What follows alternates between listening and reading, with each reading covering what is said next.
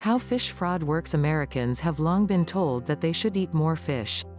The American Heart Association, for example, recommends noshing on a variety of fish at least twice weekly. Many citizens have happily complied. The U.S. is the world's second largest consumer of seafood, coming in second only to China. Source: Oceana. While that's great news in general, it comes with a word of caution: rampant fish fraud is occurring around the globe. Seafood fraud, aka fish fraud, is anything that disguises or falsifies information about the fish you purchase in order to increase profits. One example: changing the expiration date on packaging to make fish seem fresher. But most of the news about fish fraud centers on mislabeling one type of fish as another.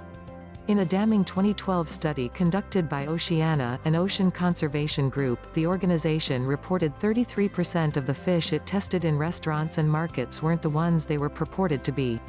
Since typical fish fraud involves swapping out pricier fish for cheaper varieties, these results translated into a $25 billion annual hit to Americans' pocketbooks. Source: Lou. The FDA has laws on its books to thwart fish fraud, but some in the industry complain its enforcement efforts are weak. Less than 1% of all imported fish is inspected specifically for fraud. But that's partly because fewer than 100 National Oceanic and Atmospheric Administration (NOAA) agents are performing inspections, and due to budget cuts that number is likely to further diminish. A larger issue may be that 90% of the seafood Americans chow down on comes from foreign countries that often have lax aquaculture regulations. These include Canada, China, Ecuador, Indonesia, Thailand and Vietnam, with Thailand and Vietnam by far the worst offenders. Sources: Lou, Oceana. Fraudulent fish most often come in fillet form. It's harder to properly identify seafood without its head, tail or other features. Some of the more commonly swapped fish include grouper, cod and snapper, which are often replaced by fish that are much less expensive and/or desirable.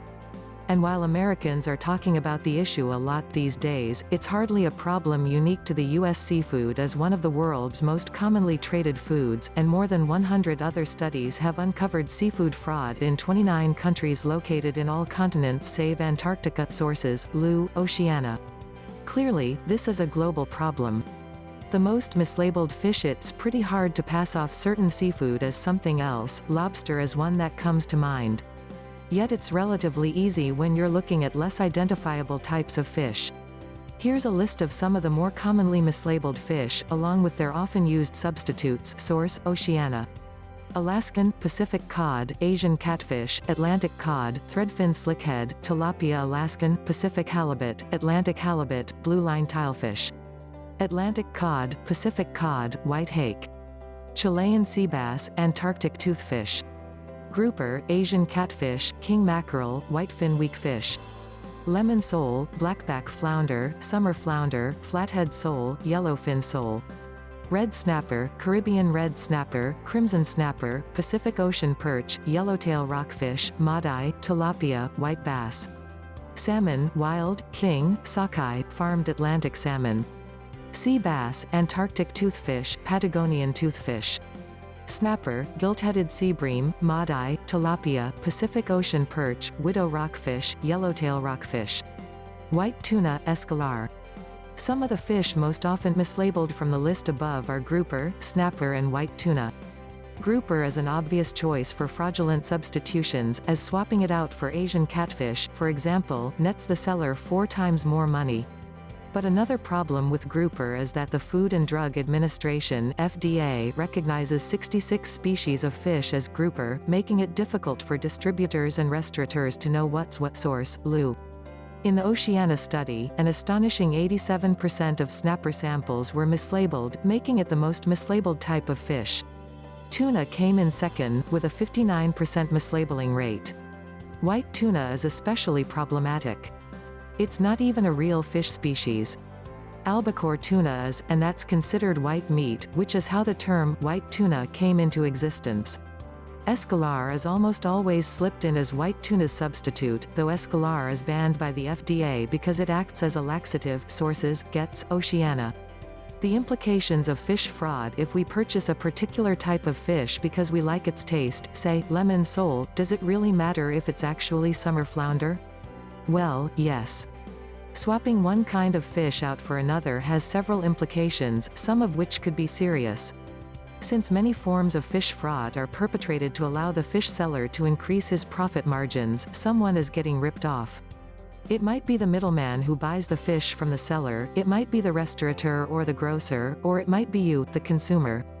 Fish fraud also can put all sorts of endangered or threatened species in trouble. Snapper, for example, is currently being overfished. But many swindlers will say their whitefish is snapper.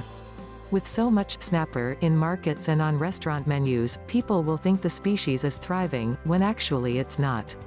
In addition, some consumers concerned about the health of our oceans carry wallet cards created by groups such as the Monterey Bay Aquarium's Seafood Watch. The cards list fish species to eat or avoid, based on sustainability.